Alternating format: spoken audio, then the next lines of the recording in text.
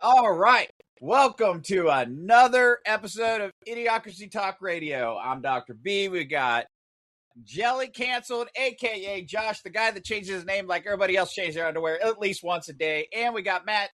So we're going to talk about, did peanut butter and jelly get canceled? No.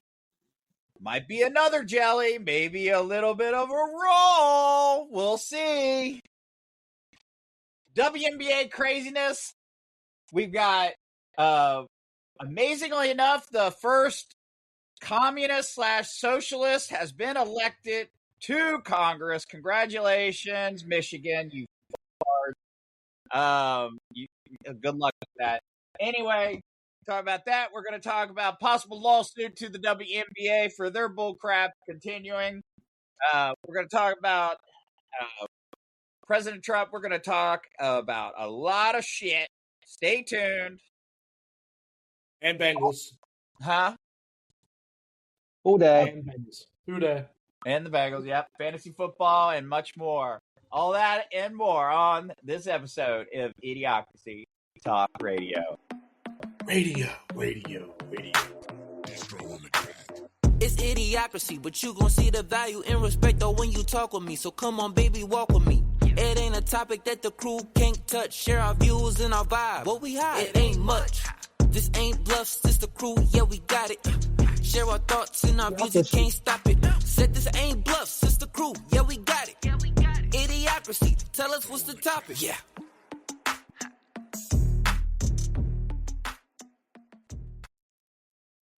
All right. So, in case you were ever wondering,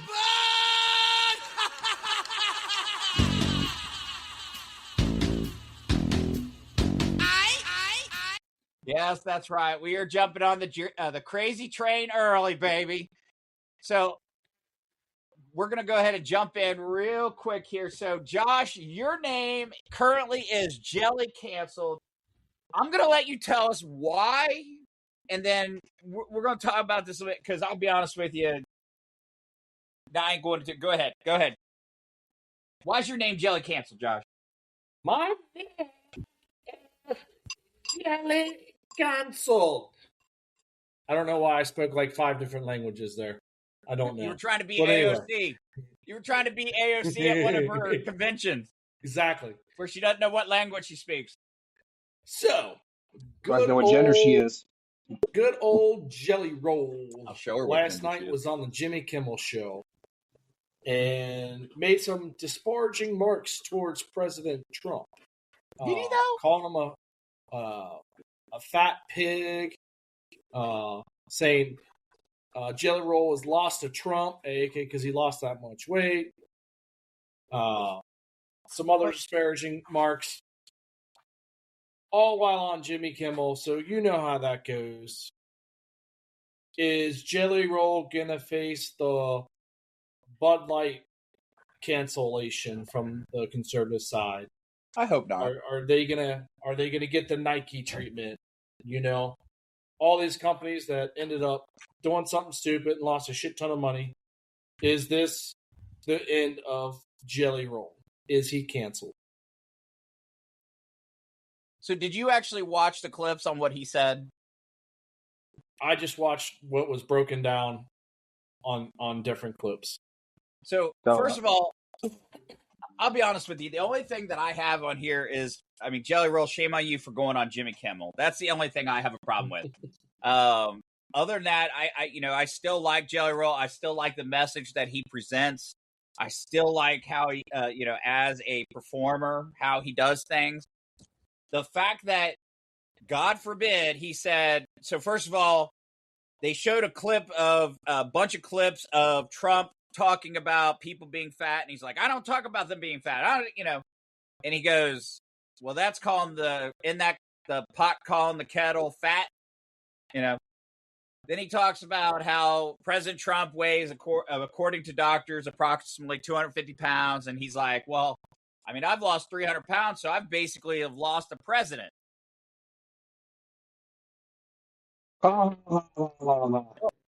be honest with you. None of those are terrible jokes. Like, honestly, before 2020, before cancel culture, those wouldn't even have made on the radar for jokes.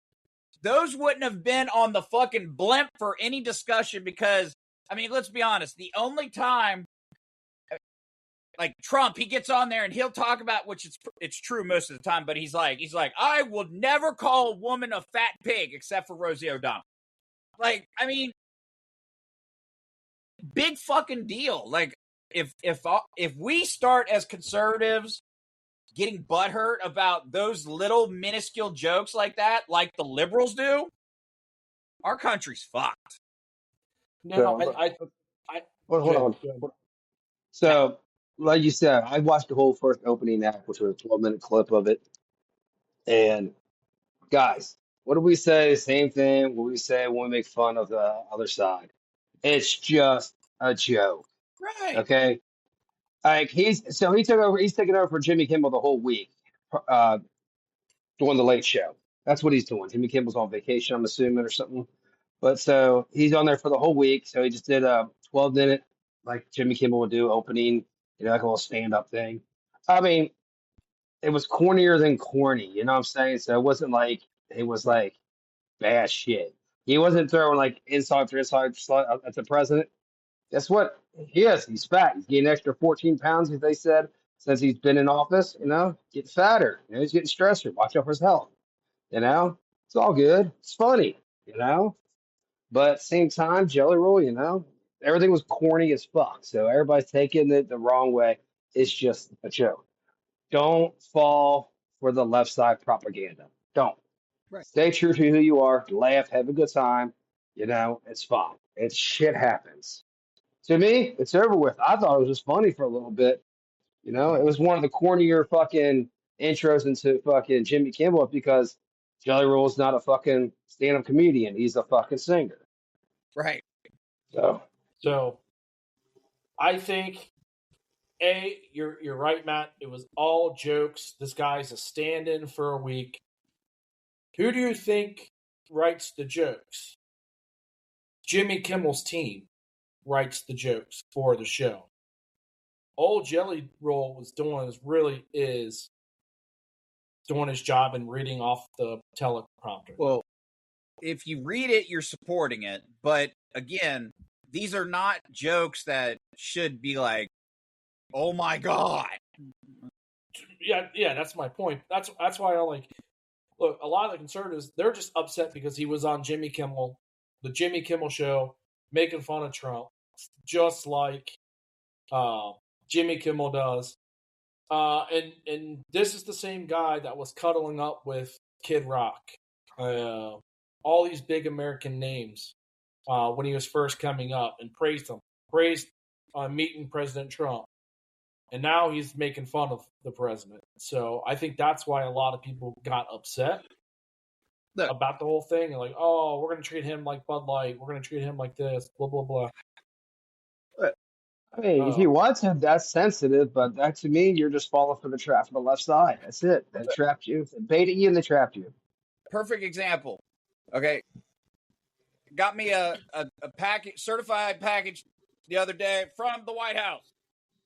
Okay. Because you're gay? No, it actually certifies that Josh is a female. It tells you. That's how I say. It tells you your gender or your pronouns. Actually, it was a really nice. Now, I guarantee. I mean, I'll be shocked if that's actually signed by President Trump, which would be really cool. But got a nice letter from the White House. And here's the thing, I mean, out of many presidents, I think Trump is an amazing president. I think any politician can do a better job. I wish, but Trump's done a great job. But at the same time, my point to that is, if Jimmy Kimmel's office called me and said, "Hey, we're going to pay you to do this show for a week," I'll do it. Fuck yeah, I'll do it. I need money. I like money. No, I think there's I think there's a lot of pushback on Jelly Roll right now because the whole thing with he's coming out with like Christian values, yet his wife was an OnlyFans girl basically and slept around. So what?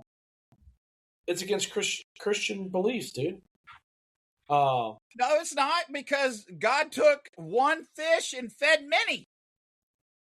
You're stupid. You're stupid. Joe wishes he had that. A lot of fish out there. A lot of fish in the sea. No. Taking the one fish and feeding the many with the camera. Woo! But getting back to the topic, like there's a lot of rumors about him changing and being a complete fraud, right? Does he really believe this stuff? Probably not. Apparently, there's videos of him saying that. He's telling fans are just a pawn in his game, you know. So there's a guy named Ryan Upchurch. He's the one been coming out with all these videos about Jelly Roll and saying he's a fraud. So that's why everybody's like, well, maybe what Ryan said is actually true about Jelly Roll. He's just a Hollywood sellout and just getting the money now. Wait, so Josh, are you telling me that politicians, actors, actresses, musicians, performers, they basically say and do things to draw an audience, but that's not always what they live in their behind-the-scenes life? Oh, absolutely. I mean, if anybody's shocked about that, they're fucking living under a fucking rock. Because here's the thing. It comes from Jelly Roll. Well, it ultimately comes down to this. Like, if you are listening to a musician because of their political beliefs, then you're listening to the musician for the wrong fucking reason. If you're listening, or if you're voting for a politician because you actually think the politician is never going to lie to you, you're fucking ignorant, okay? I just explained to my 10-year-old son, he was like, Dad, how do you know who's going to lie to you and who's not? You go, well, when you go to the polls to vote, you understand that everyone you're voting for lies. Every one of them. Not a single politician doesn't lie. You just try to find the ones that's not going to fuck you the hardest. Obviously, I didn't say it like that to my 10-year-old, but I'm just saying, like... I think you did. I'm not surprised. I'm not surprised if you did. But my point being is, like, these people get so stuck. I mean, again, even these actors and actresses. Here's the thing. Most of these actresses and actresses, do I give a shit what they believe? No. I don't go to their movie because I'm supporting what they believe, or because I'm going because I want to watch a fucking movie. When I don't go to the movie is because I either, one, think the actor or actress is shitty at their job and they're not going to do a good job, or it's a bad movie, a play, or anything like that. I could give a fucking rat's ass if the head actor or actress hates everything about me because I'm a conservative. I don't fucking care.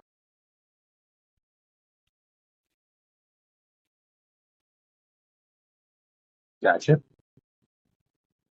People get too stuck up on it. It's horseshit. It's like well, that's just this day and age in general too, because people get stuck on something. They like to stick to their guns, and they're like, "Oh no, the world is flat," you know. It is flat. Conspiracy theories. I love me some conspiracy theories. Well, so here's the funny part: is while we're talking about people and their beliefs and stuff like that. So, did you guys see the whole shit show between I'm gonna mess the name up, but WNBA hopeful / former NBA player Cantor? Penis Cantor. Enes Kanter. Did you guys see this?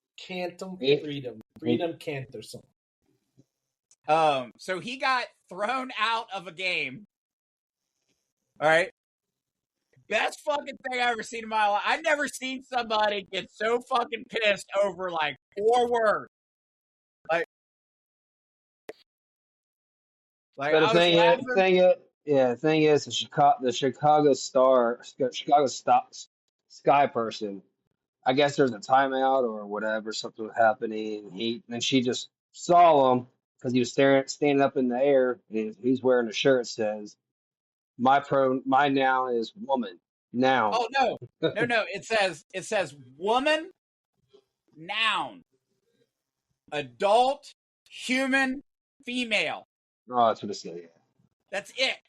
That's all it says, and she fucking lost her shit. Here, so let me show you. Here's the video. Okay. So all he is he's standing in the corner, okay? That's his seat right there. So he's not like walking around he's at his seat. He's just standing up. And right before the break, she starts rolling up on him like she's gonna do something. Like she's like 5 foot something. That dude's like a whole nother person ahead of her. Like Jelly Roll needs to explain to her that he lost a whole person, but she's about a person and a half shorter than him. But he's just there with his hands up like, what? She wanted her voice heard. Why you upset? Why you mad, bro? Former NBA center Enes Kanter Freedom. So anyway, they came out and banned him from the stadium. But which is fucking bullshit. Which is bullshit. It is bullshit. Because a player charged after a fan. Right. Did anything happen to her? No repercussion happened to her. But God forbid, God have a freedom to wear a shirt that just says that. Right. And there's no cuss words on it. There's no fucking vulgarity. You know what I'm saying? There's no pictures that are nasty. You know, it just says a definition, basically. That's all it says.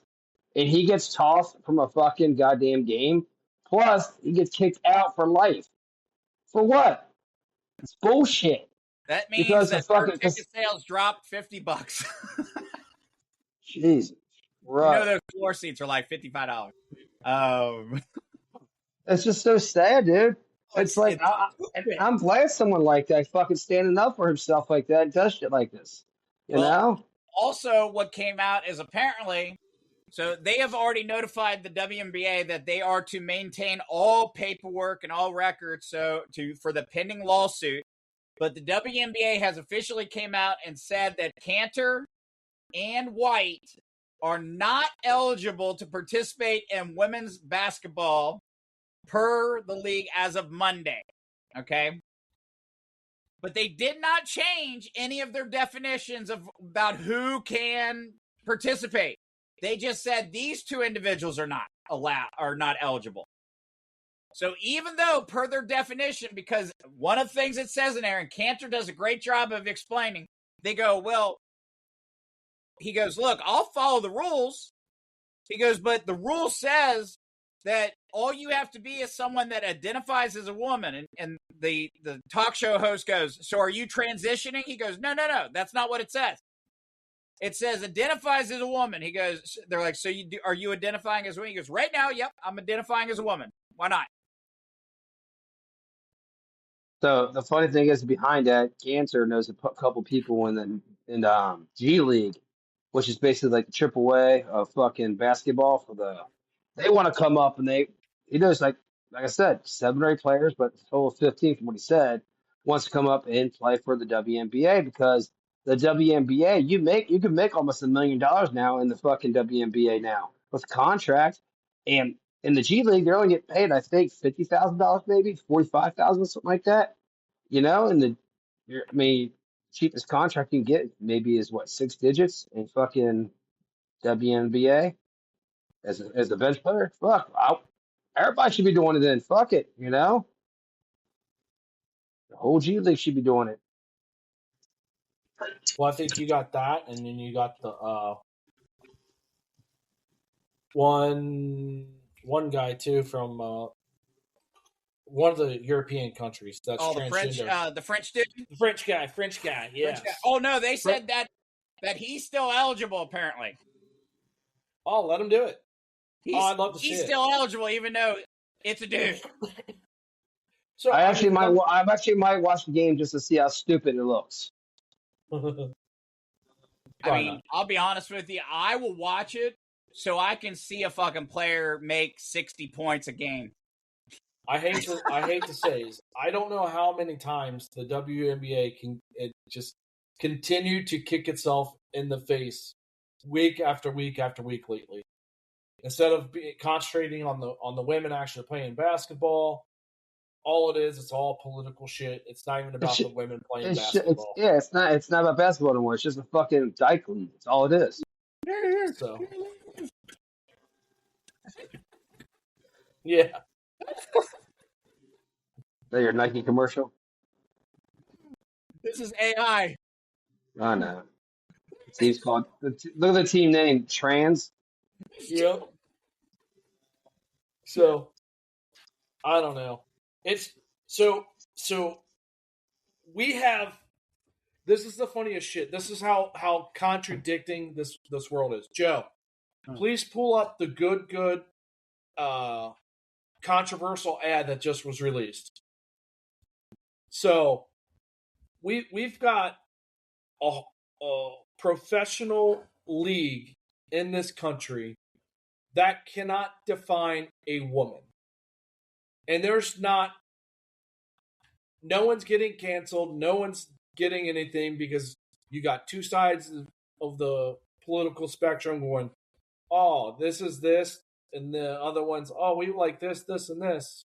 Well, we're telling you, it's not fair to have a man in the league. There's a reason why. So, Joe, do you have the I'm trying to fucking hold the fuck on. Fucking. Could you imagine if that woman from man from France comes over here, number one pick, goes to Chicago Sky? So we've got, like I said, we've got a whole is this professional league pissed off about men and women, right? All men bad shouldn't be showing, winning man showing, sports. woman to the ground.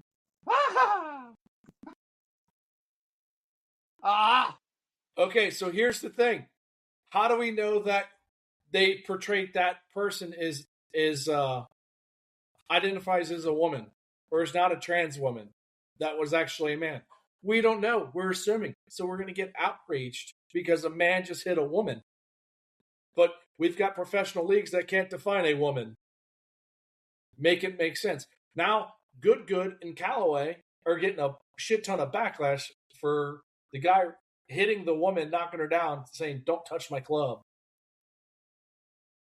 I would. Here's the funny part about it is, honestly, I would almost argue that it just shows equal treatment because he's. I mean, he would have done the same thing if it was a dude grabbing his club. It's so disgusting and stupid.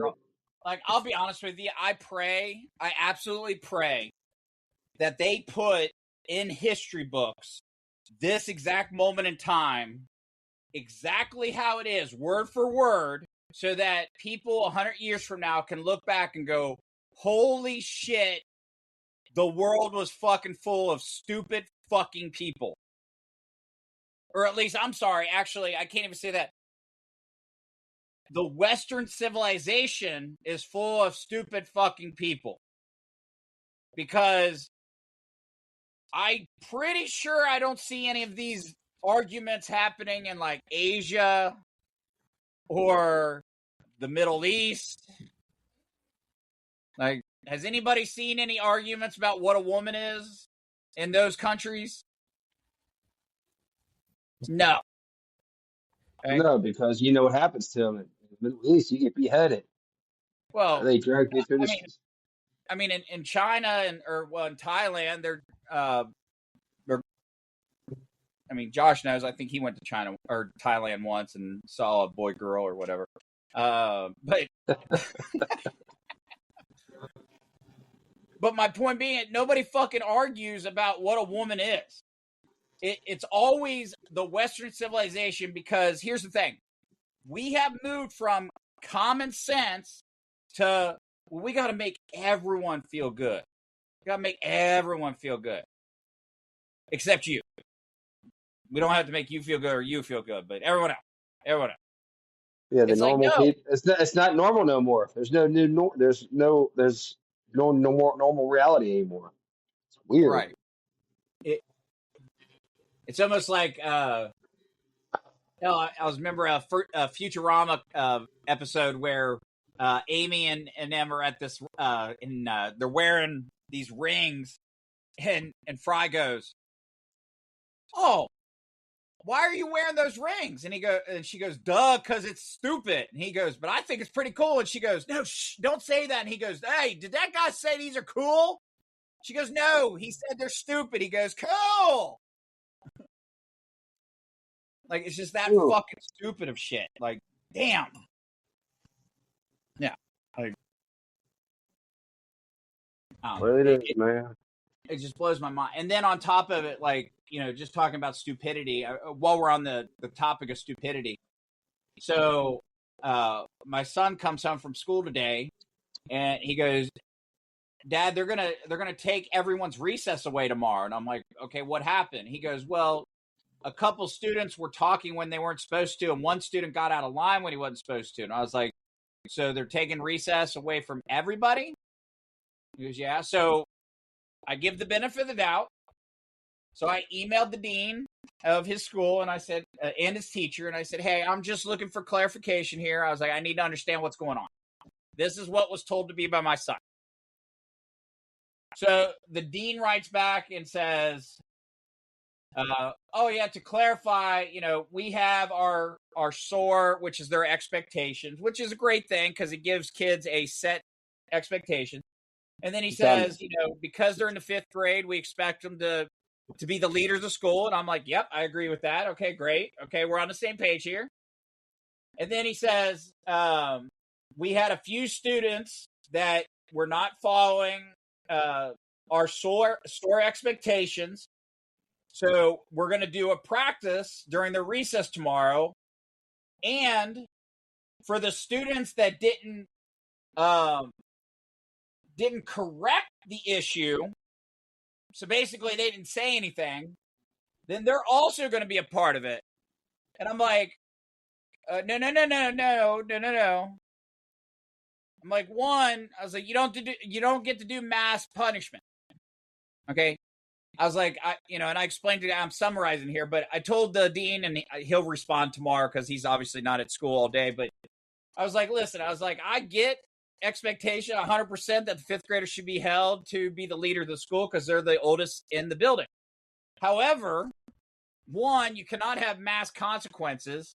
Two, it is hard enough for an adult to go to a peer and talk to them about work-related issues without causing some kind of friction or some kind of issue. And you're expecting an elementary age student to do this? It is not the student's job to maintain order. That is your job as the adult. Basically, he's telling your kid to be a snitch. Well, I told him, I was like, here's what it comes down to. I've taught my child that if he messes up with something, he gets a consequence, and he can accept that consequence. But he is not going to receive a consequence for somebody else doing something wrong. Like, that is the liberal mentality. No, we all have to be punished. No, we don't. Look, the reason there are laws is because if you can't conform to laws in society, you got to go. You don't get rid of the whole civilization because 2 or 3 people. That's crazy a little bit, honestly. Oh, I told him, so here were my directions to him. I said, I have not solved it yet. I was like, your dean obviously went home because I wouldn't expect him to be answering emails after school. I mean, it's not his job to be there 24/7. I was like, I hope to have this resolved before you go to recess. I was like, if for some reason it is not, I was like, you are to do what they say. If they say you're going to lose recess, you don't argue. It is not your job to argue. It is not your job to complain. You do what you're told. It's my job to come up there and complain. And we've got Ken, a.k.a. Dr. B. Yeah. A.k.a. Dr. B, FAFO. Well, I may wear my hat that says fuck around, find out when I go.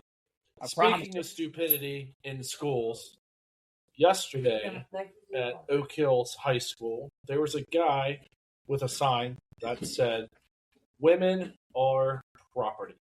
Oh no, it wasn't just women. It said women, property. It said types of property. It said types of property: women, slaves, animals, cars, land, etc. So, I'm trying to figure out what this guy was protesting. I don't know either. I mean, I think he was there more for a reaction to get people to, that's what I'm to thinking do something, too. you know. I mean, it's sad. Like, why would you do that in front of kids that are 13, 14, 15, 16, 17, 18 years old? Because that's what nutcases do. Like, yeah, they groom them. No They groom kids this day and age, and it's disgusting. That's just like, did you see just like a few days ago, there was a guy on a microphone out front of Three Rivers. That's the same elementary school, yelling through the microphone things like they indoctrinate your students and they teach them false information and they're teaching them lies and blah, blah, blah, blah, blah. You know, I'm like, I mean, they could be a little bit. Just saying, there's some teachers that are crazy. Okay, but here's the thing. Hold on, Joe. That's like Josh said, it's kind of correct, you know? Like, they were hiding the American flag and they were putting pride flags up in their fucking classrooms. Oh no, but I'm saying there's a right way to handle those situations. No, but here's the thing, Joe, is you've got teachers, and you said here in Cincinnati, it is a very liberal Department of Education. Chicago, across the country, is a liberal. It's very liberal.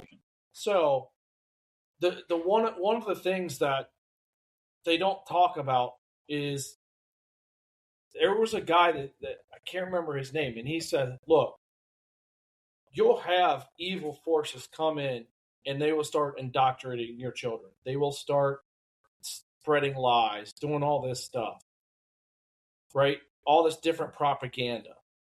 And it's going to come from within. And that's exactly what's going on in America. We have all this hate, all this everything, division, putting each other against each other for no reason. It's indoctrinating all of us to get us to fight, to get us to divide. And it's easy to conquer once we're all divided, right? Yeah. So perfect. So you're right. And by the way, the man that said that was Abraham Lincoln. He said, America will never be destroyed from the outside. If we falter and lose our freedoms, it will be because we destroyed ourselves from within. There's another guy, too. You're talking about Nikita Khrushchevsky. I'm messing that up. But if destruction be our lot, we must ourselves be authors and finishers. As a nation of freemen, we must live through all time or die by suicide.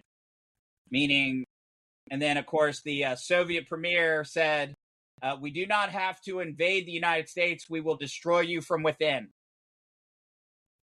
They will. And then another example, Ariel Durant, another historian, famously wrote, a great civilization is not conquered from without until it has destroyed itself from within. And that's the truth. I mean, if you look at it, I mean, from a strategic standpoint and just every aspect, the United States cannot be conquered from the outside. If the entire world linked up and said, we're going to go after the United States, it would be a fucking shit show. Okay. And I'm saying take nuclear weapons off the board. Okay. Nobody uses them. Straight conventional weapons. It is a fucking shit show because the difference is, and I was watching a Chinese philosopher that was talking during a TED talk, and he was like, do you know why you can't defeat the United States? He goes, because when you fight another country, you fight their army. He goes, if you invade the United States, you don't only fight their military, you also have to fight every one of their citizens because the majority of their citizens have weapons. Mm-hmm. And every single one of those citizens believe in the First and Second Amendment. The right to freedom of speech, the right to freedom of religion, the right of freedom of press, and then the right to bear arms. It is those two philosophies is why I said bear arms, not chickens. But A cock? little cock. But you know, it even said like if you try to invade the United States, it's not going to work. There's only been 3 times in history that a foreign nation has ever landed on the United States and held even a small portion. You got the British during the War of, I think it was 1812, or around there, where Washington, where our capital was seized and burned.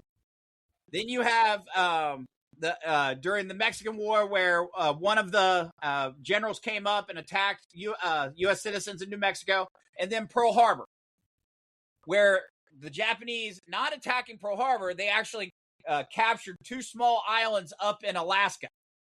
That's the only 3 times that a foreign country has actually been on American soil, and it didn't last.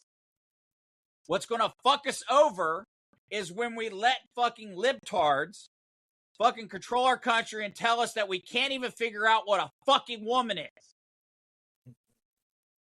What is a woman? Like, are you kidding me? That is the discussion that we have in fucking Congress in 2026.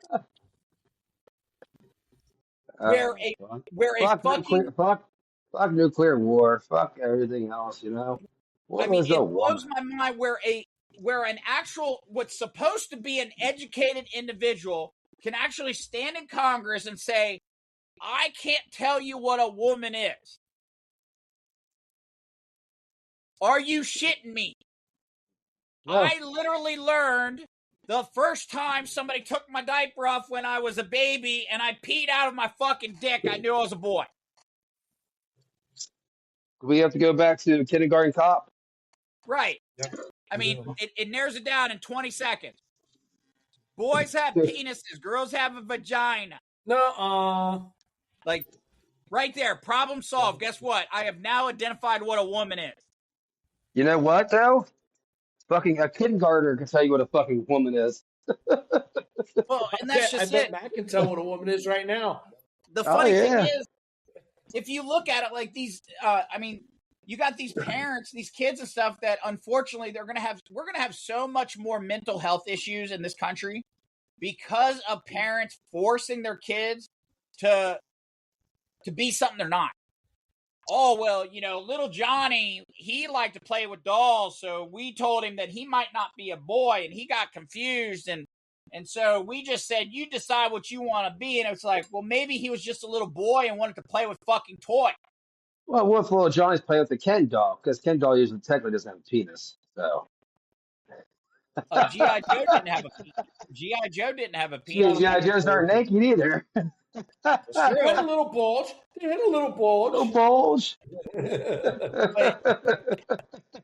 And let's face it, G.I. Joe was banging Barbie. Oh. Yeah. But it's just shit we talk about.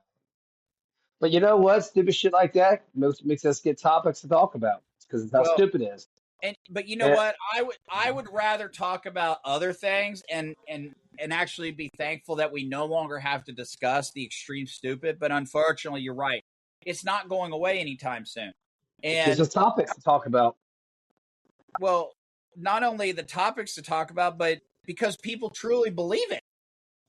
Like, it's one thing if somebody said it as a joke. I mean, perfect example, stupid jokes that can be funny or not funny. Guess what? If it's a joke and it's not funny, you don't laugh at it. Okay? Oh, the president's fat. I used to weigh 300 more pounds, so I lost the whole president. Guess what? If it's funny, you laugh. If it's not, you don't. It's called a joke. Okay? It's not. Okay? Those kind of jokes are not offensive.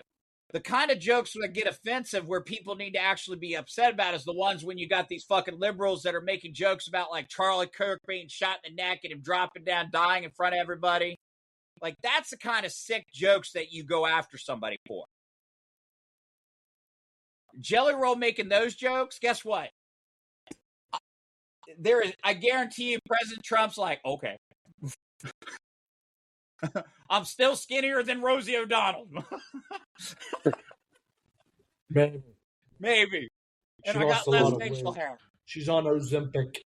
Oh, I'm on Ozempic. Did Rosie move out of the country?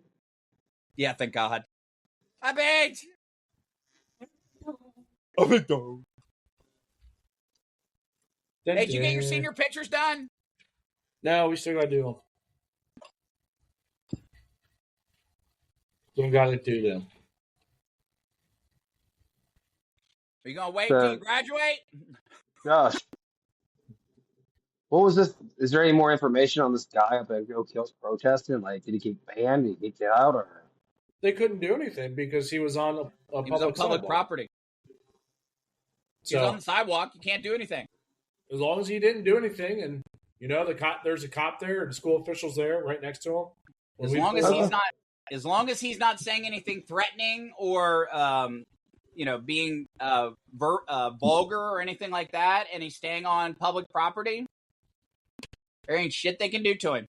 No, hold on. So you mean he did a peaceful protest? I see where you went from there. Yes, he did. He did a peaceful protest. You know what? And nobody was arrested or shot. There you go. It's all you got to do. All you got to fucking do. I think he did it so early that parents really didn't understand what really was going on that morning. Was that a pickup or drop-off? Drop-off. Oh, is that First drop-off? thing in the morning. Yeah, that's butter. Yeah. Hell, half the parents are so half asleep, they're like, like, what the fuck's going on? There's a big red sign. That's pretty much what I did. All I was worrying about was dropping the kids off so I can go. So I didn't get stuck. I just need this car in front of me. Get the fuck out of my way. But the thing is, it's like, even though we hate shit like that, but the fact, the way he did it, we can respect it. We don't have to respect the stuff he has on there. We can respect the way he did it, though. He did it the proper way.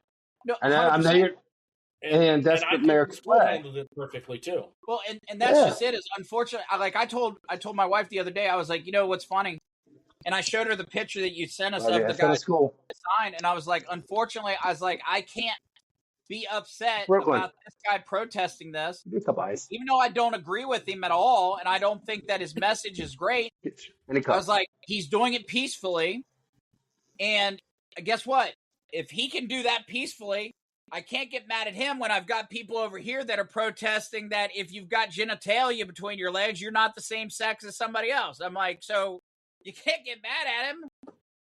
No, and like I said, I think Oak Hill School District did it pretty good. The leadership there, the cop that was on duty there, they just told me, look, he's just trying to get clicks, views on his web page or whatnot. It's all for clout, is what it is. I mean, right? Yeah, it's not like he broke a fight up and get fired.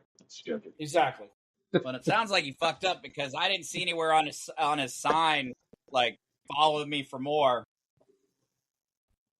He just he said, man. If you fell for the bullshitness that was on the fucking protest sign, that's you sucking into it, I guess. I don't know. Maybe he was trying to start his own little cult. Who knows? You never know. Hey, but he did get media attention. Think about it. Oh, he absolutely did. I mean, then he had parents counter protesting. Did he? I didn't see that afternoon, and then this morning, apparently. So let's kind of move on a little bit. I do want to kind of take a short, just split second.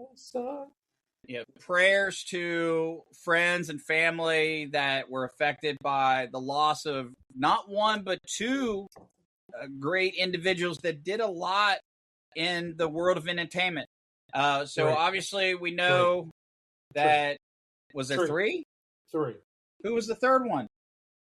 Tim Curry. Give me your we two. got Dolly Parton, unfortunately, passed away. Tim Curry just passed away. And then who was the third? Sam Neill. The guy that played the professor in Jurassic Park. Oh, yes. Well, Sam Neill was a little while ago, but no, it was Dolly Parton, Sam Neill, and then Tim Curry. No, Sam Neill died weeks ago. Dolly Parton just died literally yesterday. Oh, then why did I just get the thing that was like we just lost Dolly Parton and then now Sam Neill? Three famous people. Yeah, within like 3 weeks, maybe. I don't know, but I would say Sam Neill within the last week to 2 weeks. Jurassic Park guy. Well, the one I was thinking of that just passed away, James Liu. I don't know who that is. I'm pretty sure he played like Liu Kang or something like that. One of the Mortal Kombats. Like, I think that was old. That was old too. Oh. I don't know, but go ahead and go on with your story. What you're saying? We lost Parton, lost Dolly, big old mountains. Oh yeah, James Liu was in like Big Trouble, Little Chinatown, and anyway, a lot of good movies, but unfortunately, a lot of people that have impacted the entertainment. James Liu, Sam Neill, Dolly Parton, and Tim Curry all just recently passed away, and all I can say is, for the younger generation that didn't get to watch any of the, they'll be able to hopefully go back and watch their videos, listen to their music, because a lot of those actors and actresses and musicians that have passed, they really didn't press a bullshit message on you. And they weren't A-list Hollywood stars either. I don't know. I'd put Dolly Parton as an A-lister. Like, I mean, she wasn't making millions, but you know what? If I get to make my own A-list, Dolly Parton was an A-lister. Like, for country music, yes. For country, he's talking about actors and actresses. That's what he's saying. Even I mean, she used to be at like 9 to 5 and all those back in the 80s. I mean, she was big time. That was back in the 80s, right? Not many people know who she is. I mean, that's why I said. Yeah, but she's a stepping stone for country musicians for women. That's what it is. I will say I thought it was neat that somebody said that they should make September 25th Dolly Parton Day because 9/25. I like it. Yep. I like that. I like that too. I do. I like that.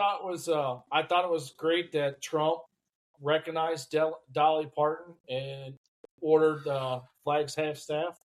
Yeah, which is good. Today.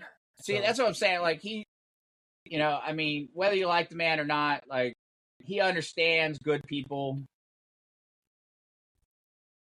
And she was very good. She gave away a lot of her money throughout the years. Even when she didn't give away her money, like the thing she did for people was amazing. So we lost a very, very good human, a couple good actors, but I mean the big loss obviously is going to be Dolly Parton. So let's take a trip to Dollywood next year, fellas. Let's ride some roller coasters. I don't know if I want to ride any rides with you, Josh. You try feeling people's legs on the roller coaster. Just him calming you down. Yeah, exactly. The doctor told him when he's on a roller coaster and he's nervous, just grab what's in sight.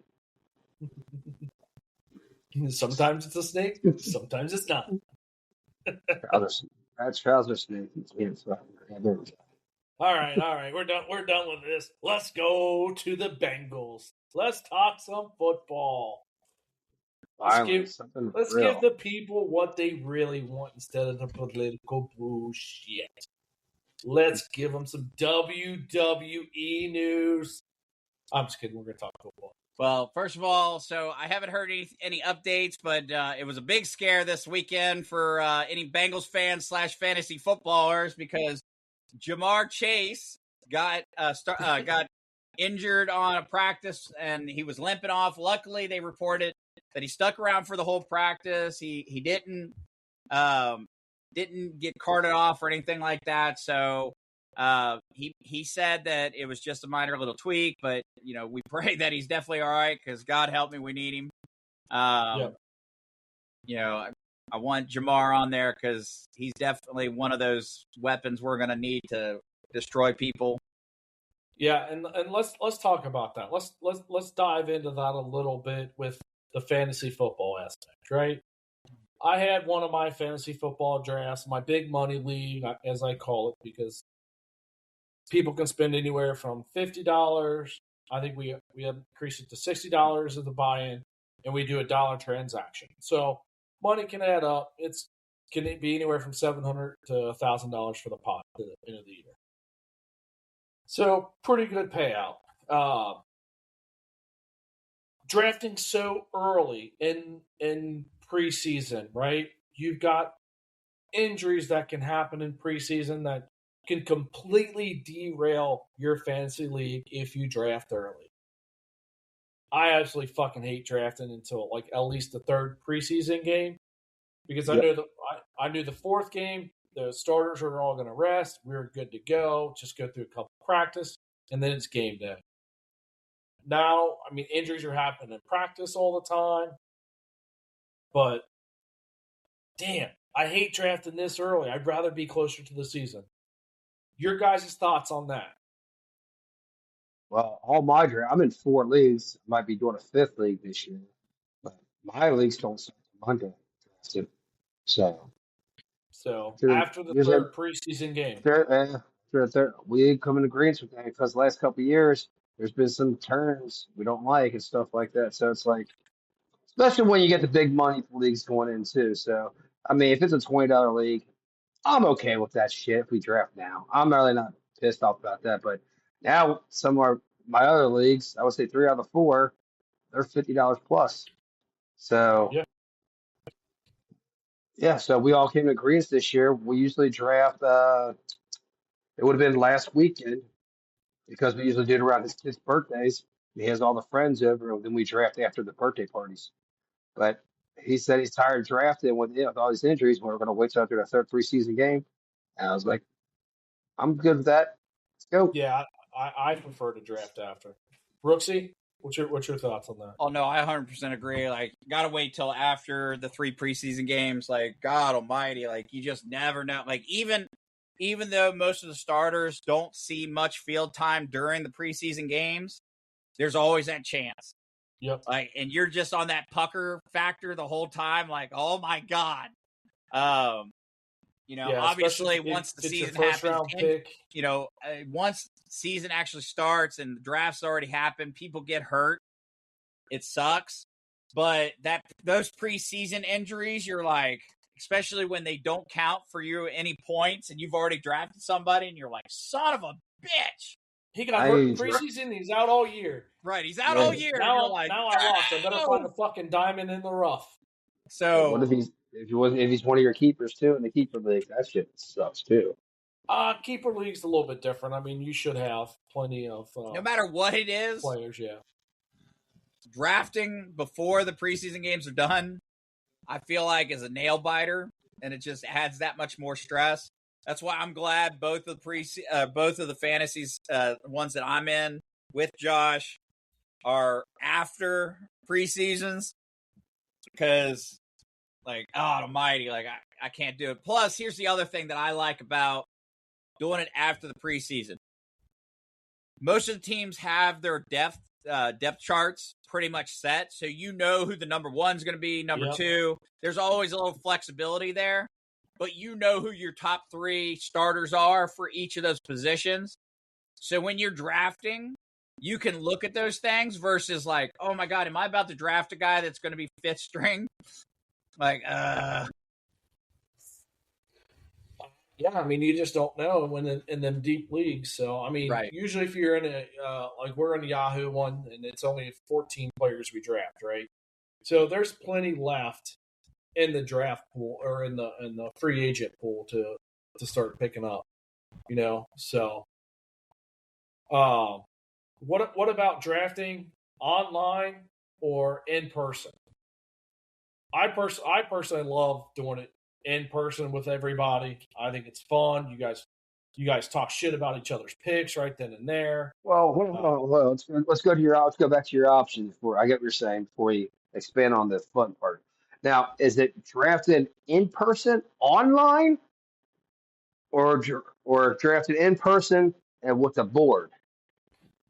Either one. I feel either like one. both You're of in those person can with be everybody. equally the same, considering like you're in person, so you're able to talk shit instantly versus everyone is in different buildings miles apart. Yeah. And so, I mean, I will say that's also where it becomes important, the group of people that you're in the fantasy league with, because I mean, Josh knows I was a part of a league that he's in that there were a couple people that, I mean, they're not bad people, but I mean, they're fucking shit talkers, and that's all they do is they fucking talk shit, and they run, a spit game where they're trying to get in your head or talk shit and do everything else, and it's like, you know what? I ain't got time for you. Reverse, the other leagues that I'm in, I mean, they still talk shit, but it's in a fun, competitive manner. It's not, I'm not talking shit to try to get you to fuck up. I'm trying to talk shit just because it's fun and we're having a good time. Oh yeah, that's the reason. Like in my league, for instance, I would say 5 out of the 10 that we have, 6, you could say, are like we've been best friends since kindergarten. Yeah. So, and a couple more other high school guys. Now, do you prefer to do it all together or like all separated? Oh, every time everyone's there because it's like a big reunion for us, for our friends to get together and hang out. We don't, everybody, obviously, you know how it is. Everybody gets eventually married or moves on in life, with stuff, or move cross country. If we get that one time, we all can sit there and hang out, have a good time, do stuff like that. So, like, for instance, next Friday, I'll be having my league at my house, and we'll have probably 8 out of 10 here, most likely, a couple kids, a couple of the guys couldn't make it originally because their kids have baseball practice that night or a baseball game.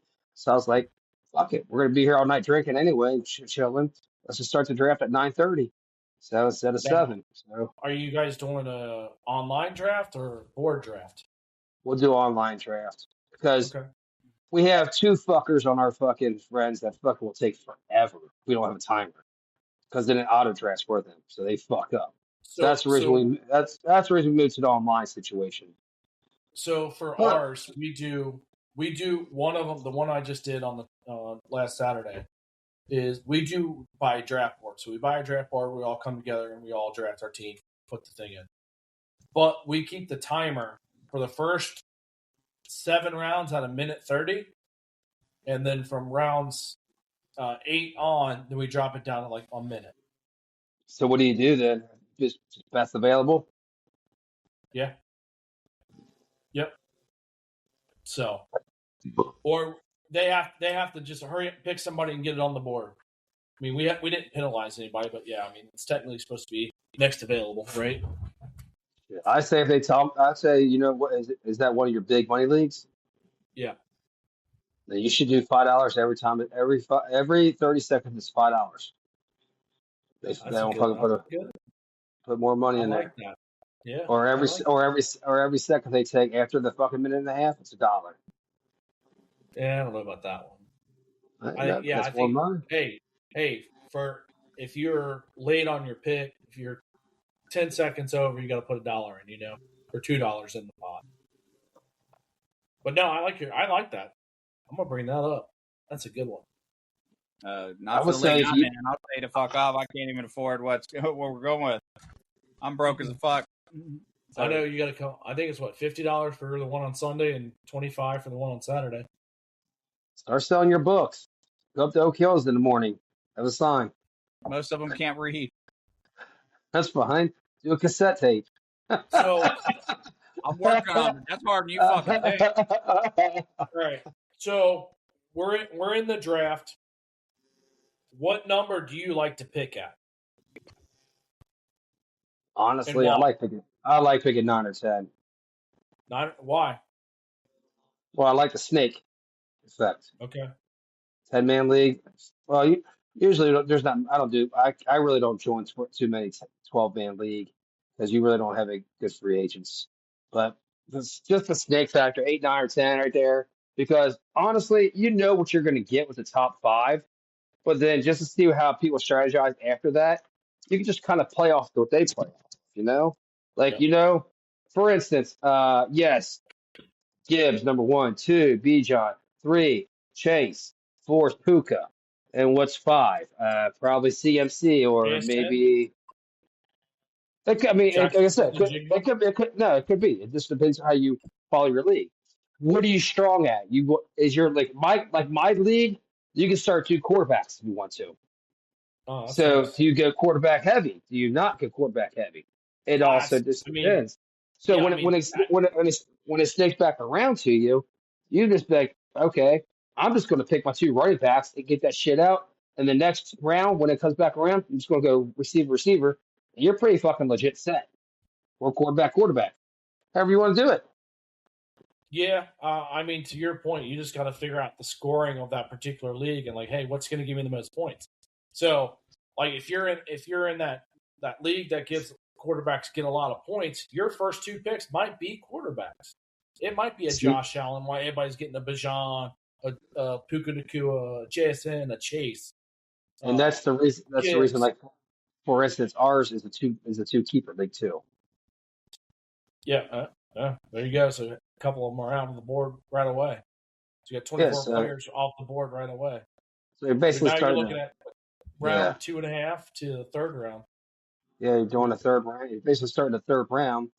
Yep. And when it swings back around like that, man, it's fucking, to me, it's good as fuck. I like it.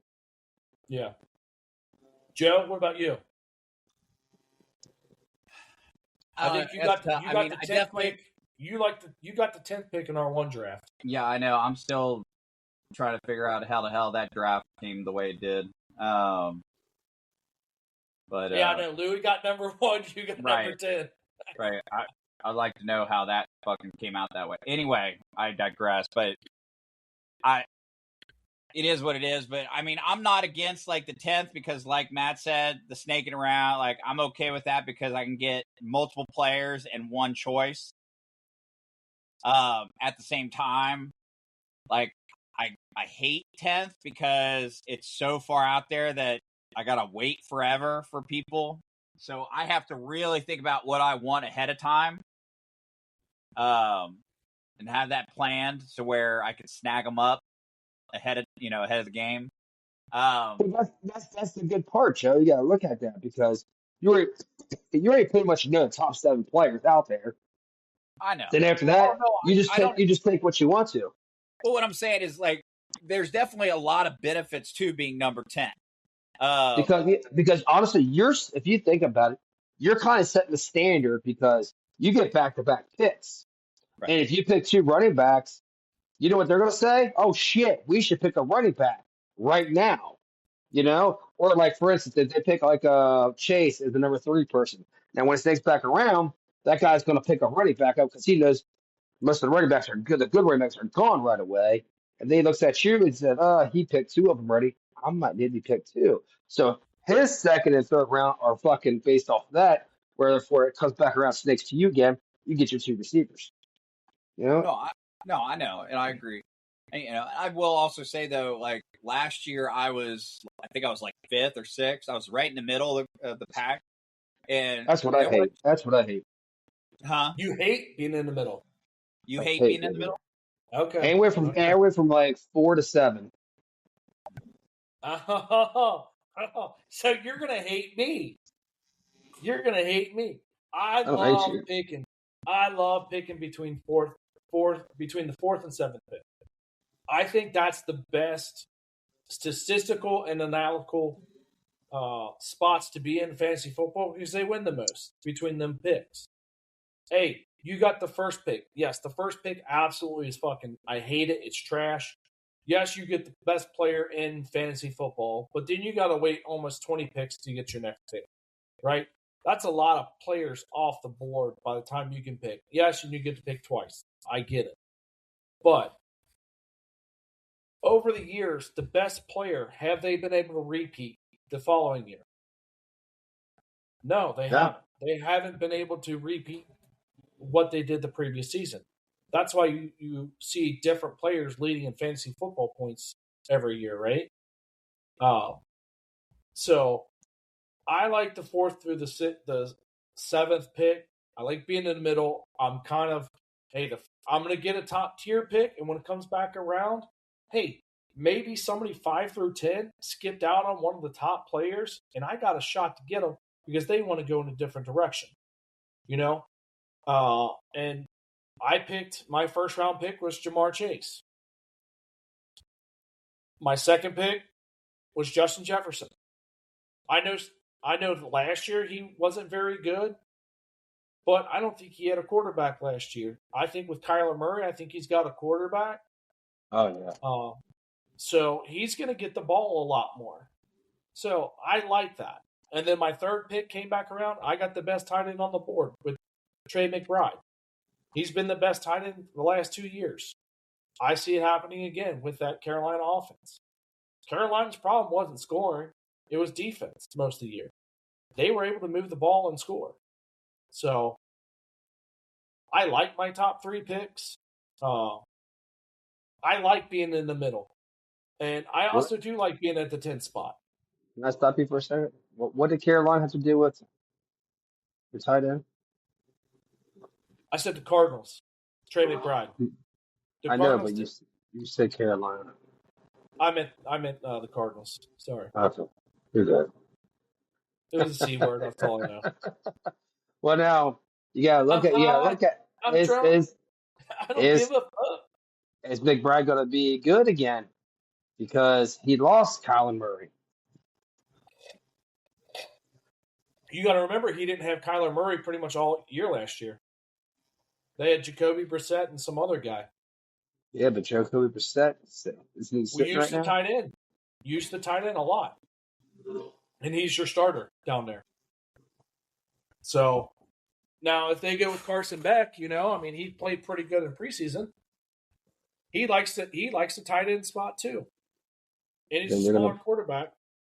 So he is the best receiving person on that team.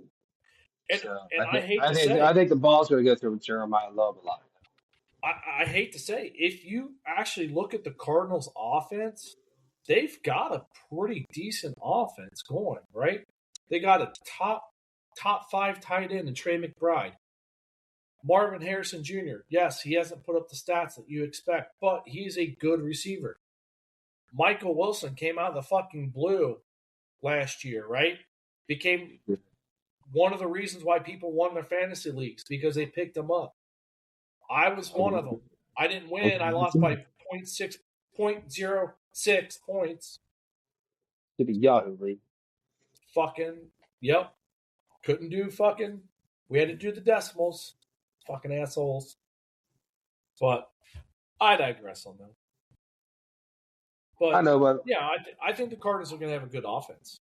Their defense, probably going to be trash. But let's bounce off this and let's go back to talking about the Bengals so far. What's the preseason shit? Let's get on some topics that we're excited about. So let's start with the Bengals cutting. No, that's fine. I'm just talking about, what do you think about the Bengals cutting Cody Ford? Before that or not? Not really. I think we need backups, right? And he knows the offense. So I would probably keep him. They got rid of him already, so obviously we all know that. But I don't know. Did we get rid of him because he cost $3.5 million or something like that? Is that worth the keep? He's already on the books.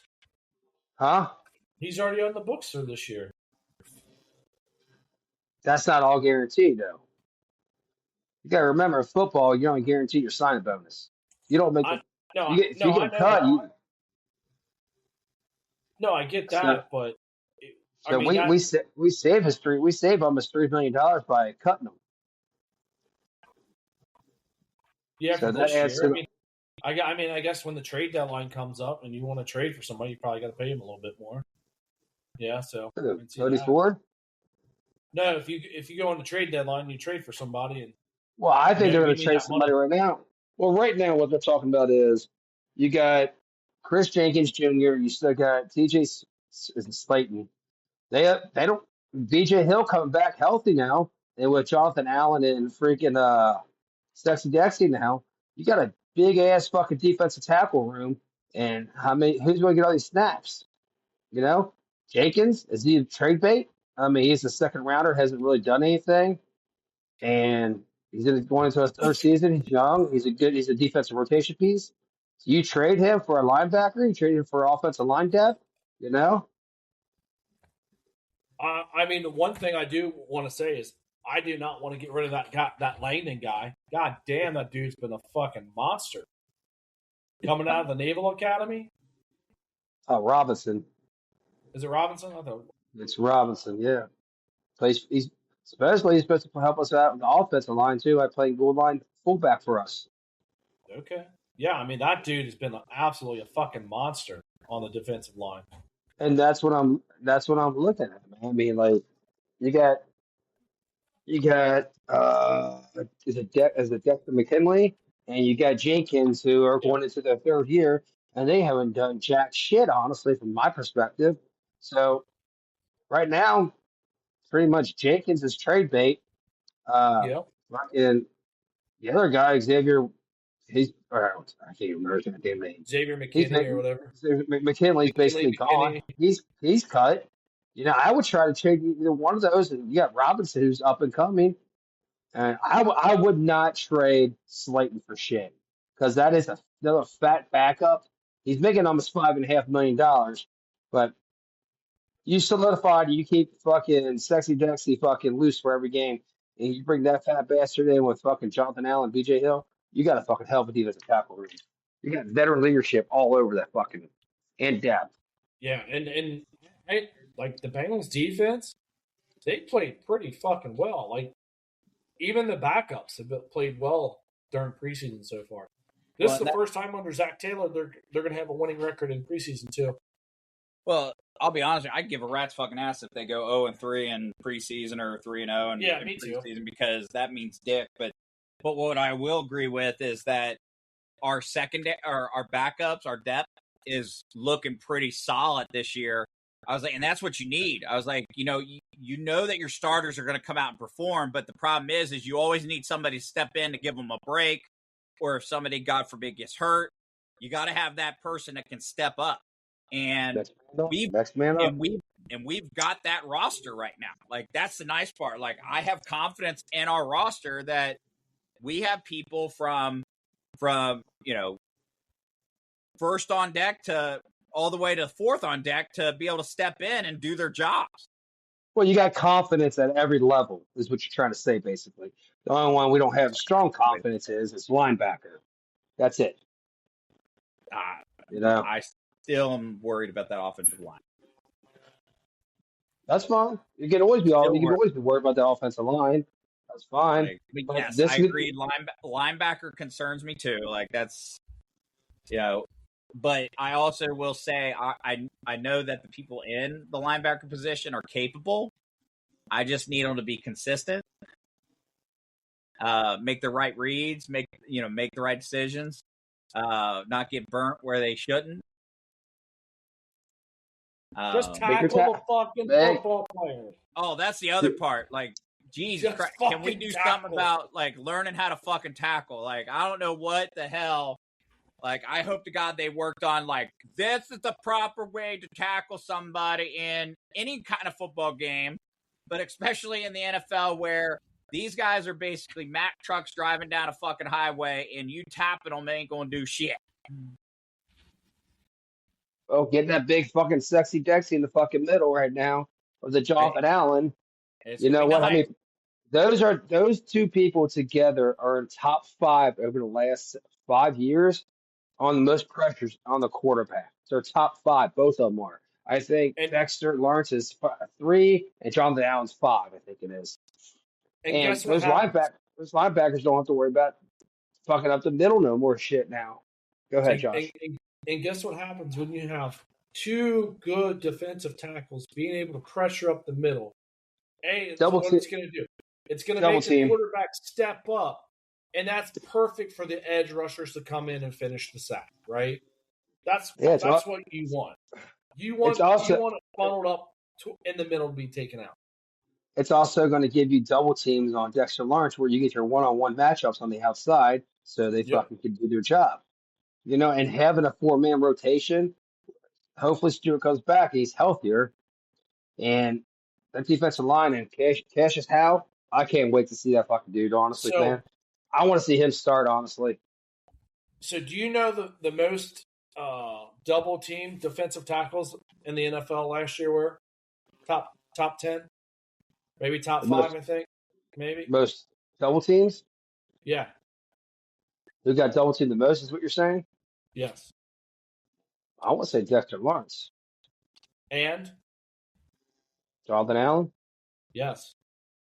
They were two of the I don't know if I thought it was the top 5 players on the defensive tackle spot that was double teamed the most last year. So here's your top 10 defensive tackles that were double teamed last year. Number 1. No, I'm gonna start down. Fuck that. I didn't start with number 1. Number 10. Christian Bramore from New England Patriots.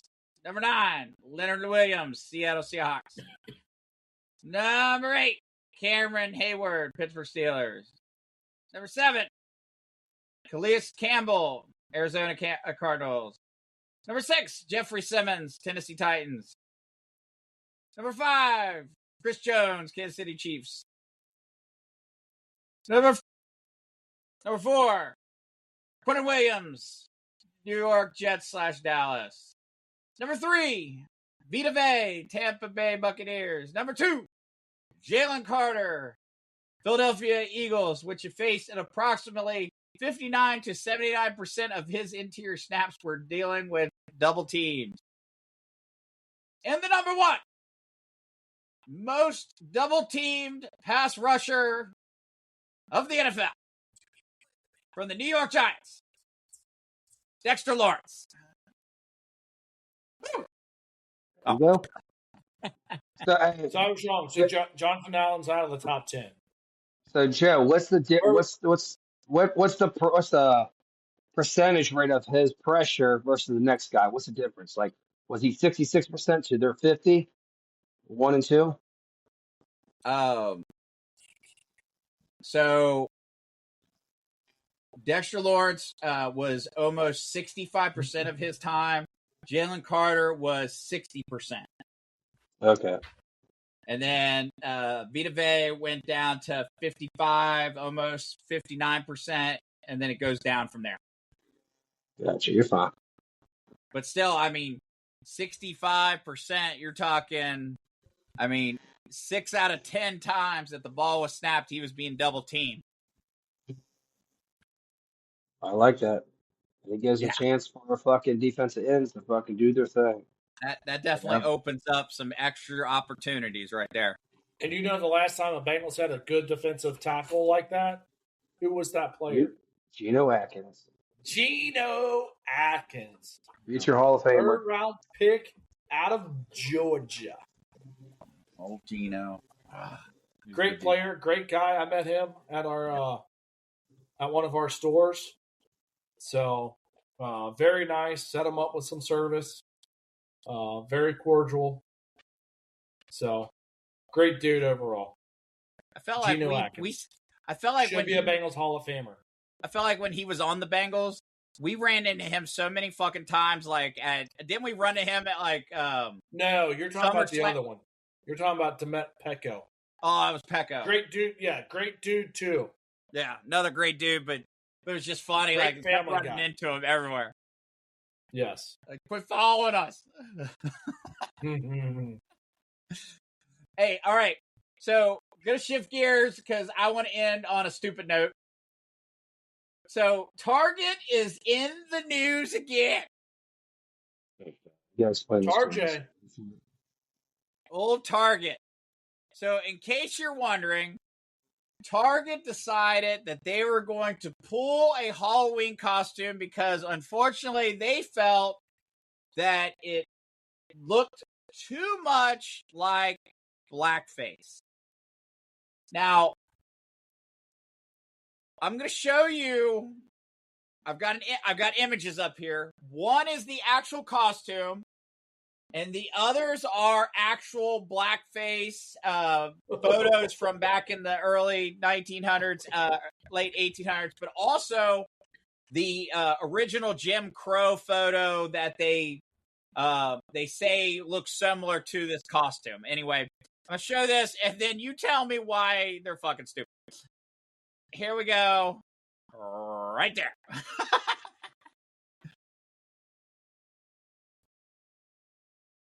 that a Bengals costume? No, it's like a pumpkin. I know. It's a pumpkin. But that's a very bad pumpkin. I'm not gonna lie. It's a very terrible pumpkin. But here's the other funny part about this. You see the kid? Do you know why this looks like a blackface costume? Yep. Because the kid's black. He has a black face. On top of it, purpose, bro. There's a Halloween mesh that's black as well. But you're shitting me, right? Like they were like, "Oh, we're so sorry." This is not this. And there's actually been photos going around trying to compare it to this original Jim Crow photo. And I'm like, are you shitting me? Like, yeah, again. I mean, I get it. I think they're trying to go a little bit more like a fake off of Art the Clown, maybe a little bit, with the white and the black. I guess. I don't know what the character was trying to be, if it was trying to be a traditional something or if it was trying to match up with something, but at the same time, like, I mean, there's a big difference between that costume and the historically racist blackface that actually happened. Like,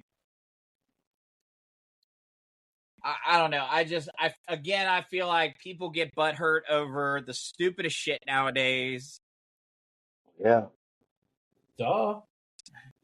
And you know what? I swear to God, like, I'm against them. I don't believe any of their beliefs, but I truly think that somebody from the KKK should complain if any kid walks around with a sheet on his head. That's bullshit. That's racist. Can't be a ghost. Nope. Can't put sheets over your head with holes in it anyway, because I mean, that's like too. That's like someone doing a podcast with the name Jelly Roll Cancel, you know? Like, they can't take a joke, you know? Oh, fuck. Let's give it to the culture. Yeah. I like his music, but I just don't like that he said he lost a president. Yeah, he didn't know how to wave a flag.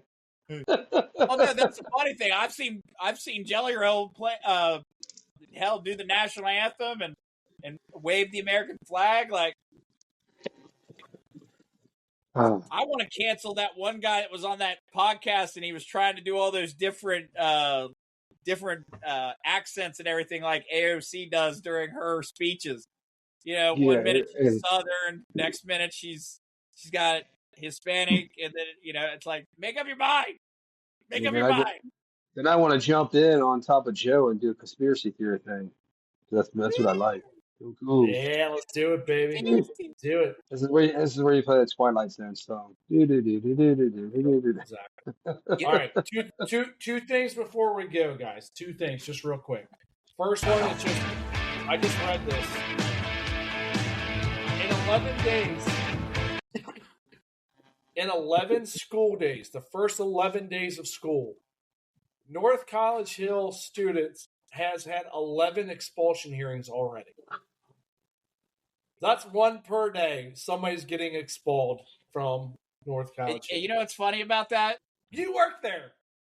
Well, no, that's not the funny part. The funny part is like, I was reading some of the parents' comments, and they're like, "Oh, this poor superintendent, he's trying everything he can." I was like, "Listen, the most work this superintendent has done was literally wrote up that Facebook post. That was it. That's the hardest work that man has done in probably 10 years. Like, right there was, because, I mean, this is the same superintendent, like, so they have a superintendent's meeting for all the superintendents in the area and in Ohio and stuff. Like, this dude's actually one that has shown up in sweatshirt and or sweatpants and a sweatshirt. Like, just shows. I was like, "Are you that bored?" Like, got done working out. He ain't working out. Like, that's just it. He definitely ain't working. His assistant superintendent's the one that does all the work. Number 2. So, what are your guys' thoughts about these athletes that were drafted or picked up by an NFL team, and now they can go back to college because they're not going to make the NFL team? Well, the SEC just came up with a rule today. You cannot do that ever again for the SEC. They voted that today. That's because the Big Ten came out and said, we're not doing that, and then the Big 12 followed. The SEC allowed it with a couple players, and I guess now they came out and said next year they're not going to do it anymore.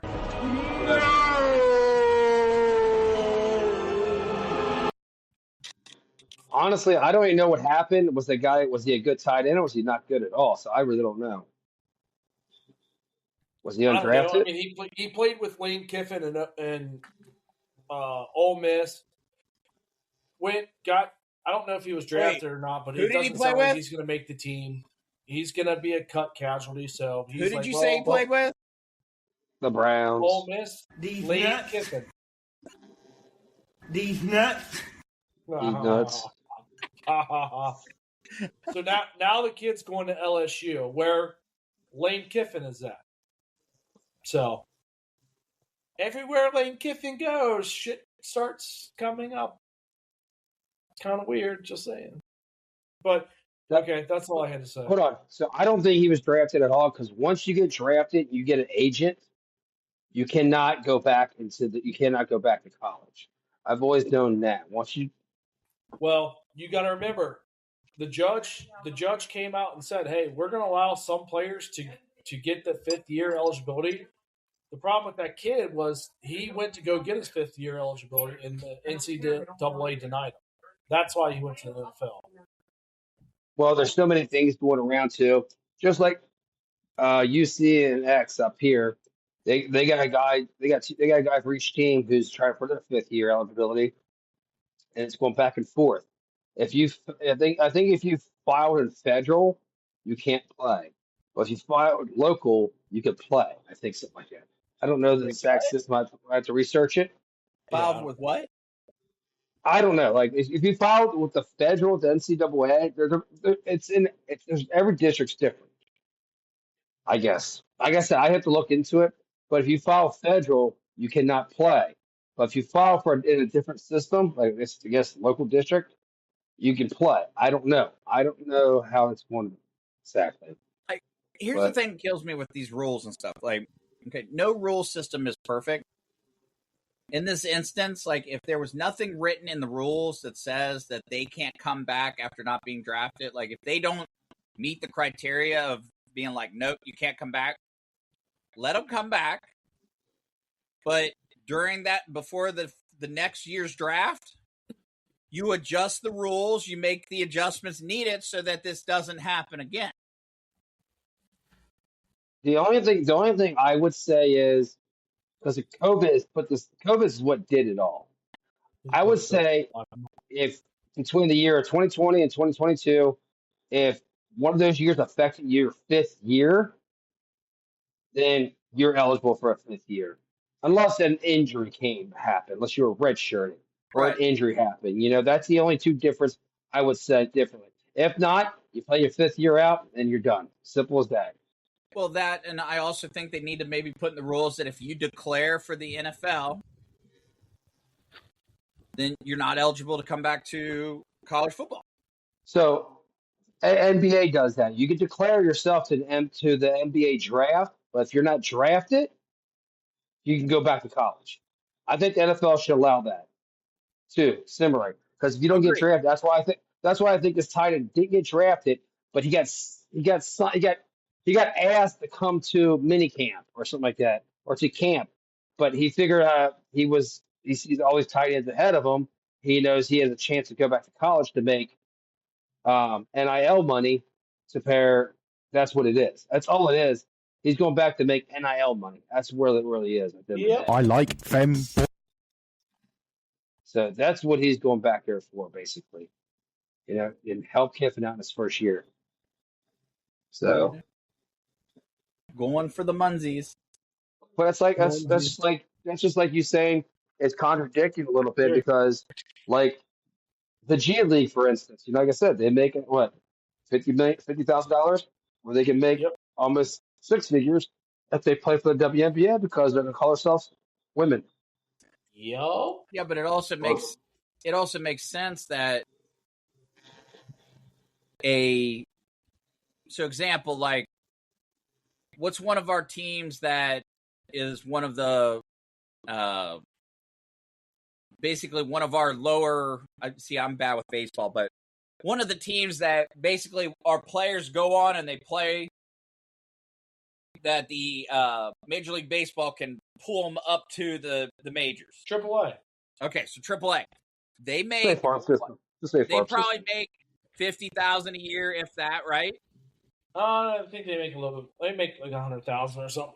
Okay, but they're not making millions. They're not making millions. Okay, I mean, granted, our starting first baseman is only making like 800,000. Well, I know, but my point being is that when you're talking about your lower leagues, the AAA or this, I assume the G League or whatever it is equivalent to one of those lower ranking leagues that the teams can draft people from and pull them up to the majors. Like, you're not going to be making the same amount of money as. But baseball's different too because I think the baseball has 20-something rounds of draft picks, and let's say you're a high school student, you don't have to go to the farm system. You can go to college, get some NIL money instead. Yep. So it's every league's tricky in their own ways, which is fine. It's Do your own thing. But I'm just, as far as the football thing, I say if your fifth year eligible falls between 2020 to 2022, that's basically when COVID was over and it was the beginning, and it shouldn't affect you. You get your fifth year, you're done. Period. Simple as that. No, I don't agree. I don't disagree. Like, I agree that if COVID affected your playing, then you should be allowed that time back. Especially, I also believe that all those players that got affected because of COVID should be able to stand in front of Fauci and say, hey, are you going to plead fifth? And he'll say, hey, I would never plead fifth. I have all the confidence to talk in front of people in Congress and everything. So what do you think about this? I plead the fifth, of course. I plead the fifth. 4-5 fifth. 4-5 fifth. Have you met my friend FIF fifth? Oh. I think Bill Clinton and Fauci should have had the same thing. I did not have sexual contact. You should just plead the fifth. Explain. I did not inhale. I just puffed, but I plead the fifth. I mean, you puffed that cum all over her fucking goddamn stained dress. That's all you did. Oh my God. You made me think. I saw a fucking, this lady was talking to a liberal journalist, and they're like, well, are you offended that President Trump in locker room talk said the word pussy? And she goes, no. She goes, it's locker room talk. She goes, I'll be honest. She goes, I've heard worse. She goes, I've heard worse in a women's locker room. She goes, are you offended? And he's like, well, and she's like, it'd be different if he was walking out of the White House saying it, but he was in that locker room before he was ever president. She goes, did you have a problem with Monica Lewinsky getting on her knees and giving Bill Clinton a head job in the White House? And he's like, well, we're not talking about the past presidents. And she's like, but you're talking about the past. He said this before he was even president.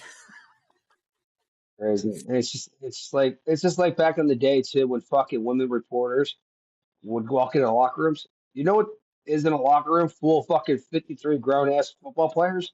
They're butt ass naked. You know what? I They're love the still gonna walk cartoon. in there and do their job. I always love the cartoon where they've got the black lines blocking it out, and then somebody hits the generator and it turns off, and the one guy's like, "I win." I win. I win. Oh Let's. man. I guess you both gotta have your last talk for issues. So here's mine. So if you guys didn't know, I think it was last Friday night. Our buddy Joe was on Channel 12. Is that what it was, Joe? Channel 12. Who? Our buddy Joe.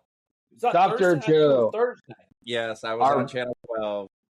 our veteran, explained about his life with the VA and stuff like that, and stuff he does for the VA, and for veterans that have suicidal threats and stuff like that, and come back. And he's done 2 tours in Iraq. You know, Joe, I want to salute you, buddy. Thank you for what you do. You deserve what you did and what you got too. Appreciate the fact you got acknowledged. I hope the demons inside you fight stronger and stronger every damn day, dude. And you stay with this podcast and you keep stay with me and our brother, man. I appreciate what you do for our country and for people around. And keep your head up, dude, because you know what? You got a lot to fight for in life, you know? You got 2 beautiful kids at the house to fight for. The wife, it's whatever. But there's 2 kids you got to live for, man. Those VAs, they count on people like you, man. They need someone like you to stay strong. So anytime you're down in the dumps, you need us. You know, you got 2 bros you can call on also, all the time, dude. Oh, I know, and I appreciate that. And buy his No, book, don't call damn me. it. He needs Don't call money. me. Don't call me. No, I won't call Josh because Josh is the one that he'd be like, "If you were gonna fucking jump, you would have jumped before you called me, you fucking pussy." Hey, That's- no locker room that's- talk. No locker room that- talk. That's just because you don't want to talk to the cops. That's why after you do the situation. Right. Well, that's the thing. I'm gonna make sure I'm gonna leave a note that says Josh said to do it, and then I'll be like, I called him to try to, and he. Josh would be like, he said, "You Josh won't should- do it, pussy." So Josh would I be like, hey. Josh would be like, hey, I was at my best buddy's house, you know, Brian. There's no way he could have talked to me. Josh said I'll the be only there reason to you're be there. hesitating is I'll because not you don't this know what a Saturday, fucking but the woman next. is. All right. Giggity, giggity. No, I will say, like, you know, because I mean, I really did, you know, appreciate being acknowledged by Channel 12, and you know, they presented me with the challenge coin, which is very nice. Goes with my collection. But not only that, but I've had a couple organizations reach out to me that, you know, starting to make some networks. I'm actually getting ready to. I'm scheduling. So I was asked by the CEO of a 501c, so a nonprofit organization called Combat Outpost, Robertson Inc. They deal with helping veterans and, you know, and being big into suicide prevention awareness. Which, by the way, next month September is Suicide Awareness Month. Just so you know. And you got your one day coming up soon. Yep. Sorry.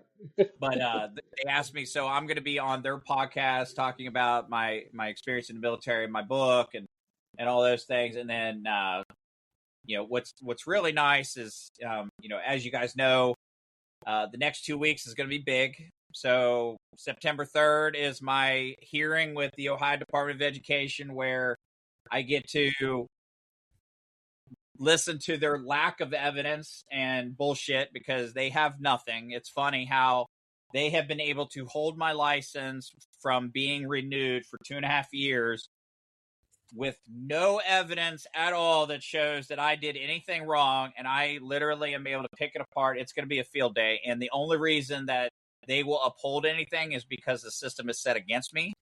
The hearing officer is paid by them, and unlike an actual court system where the judge makes the final rule, this hearing officer makes a recommendation to the board members that won't even be there to hear anything. And then they get to decide whether they go with what the hearing officer recommends or something else. Like, how fucked up is that? Like, we're You've going to been go put through through the the bullshit. process, You've but just kidding. been put through the ringer, dude. You're getting your day. You're getting your day in court, man. Well, Take that's just advantage it. of It's it. not even court because that's the funny thing. Like, they can't arrest you. Sarcastic. I was throwing the phrase out there. I know, but it's even their subpoenas. Like, they can subpoena you, but you don't have to show up. Like, they're not going to send cops to go get you. Like, it's a fucking joke. Well, it'd be better if they don't show up, because then you win your fucking case like that. Oh, no. See, that's the fun part is I know their witness will show up because it's just one witness, and it's the principal that wasn't even there. She might not show up at all. Huh? What? You never know. She might not show up at all. Oh, no, she will, because since I have public schools, I'll make sure she's there. But I'm looking forward to her being there. But, not only that, I've got that going on. But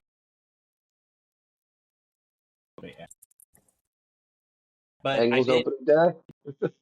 Well, Bengals coming up, but also I'm waiting for official approval. But the VA did approve for me to go back to school, and so because of my passion for mental health and everything else, I'm actually going back to school for another degree, so that I will become a licensed clinical counselor. And my goal is to actually work with veterans and their families on trauma and PTSD and all those things. So there you go. Going back to school. More schooling, because ironically enough, even once yours wasn't enough of it. Oh, I only did 26 years of it. You and Billy Madison have something in common. Back to school. Exactly. Back to school. Also, the most important thing besides if Joe, peeing your pants is cool, then you might as well call me Lyle Manelli. Besides Joe's day on September 3rd, that also just happens to be my anniversary. Well, that's not my day. That's just my hearing. My wife. That bullshit. A.K.A. Shanae O'Connor. Like I said, it's a crock of shit, but because especially, like I said, it's funny how I'm going to have to do this. But they've actually let people keep their teaching license that have actually been criminally charged with stuff and actually murdered people. Murder, she wrote. Like, murder, she wrote. It's pretty fucking stupid. Hell, there's teachers out there that actually brought drugs to school and shared them with fellow teachers that got to keep their license. I'm like, why are you? And this is an example of why, like, the shit that I'm dealing with is why I'm so glad that President Trump is dismantling the Federal Department of Education, because that department and then even the state departments are run by a bunch of fucking clowns. And by the way, who's in charge of the Department of Education? Anybody know? Well, so there is a state superintendent that is. No, I'm just saying to be funny, because I think Josh knows who it is. Well, Josh, you know who it is? No, hold on. What was the question? Who's in charge of the state of education? Oh, it's the McMahon. Yep, Linda McMahon. The wife of Vincent Kennedy McMahon Jr. But all right, my friends. I don't know who that fuck is. That is all we got for our show tonight. Tune in next week for another episode of Idiocracy Talk Radio. Again, I'm Dr. B. We got Matt. We got Jelly Roll. Excuse me. Pause. Jelly canceled, ? Also known as Josh, the guy who changes his name like everybody else changes their underwear at least once a day, unless you're Matt on the 9th. This is your warning shot. No. So. I love it. I was waiting for it. I love it. All right. Thanks for listening. See you next week on Idiocracy Talk Radio. Me and Matt are the idiots. It's idiocracy, but you gon' see the value and respect though when you talk with me. So come on, baby, walk with me. It ain't a topic that the crew can't touch. Share our views and our vibe. What we hide, it ain't much. This ain't bluffs, this the crew, yeah, we got it. Share our thoughts and our views, you can't stop it. Said this ain't bluffs, this the crew, yeah, we got it. Idiocracy, tell us what's the topic, yeah.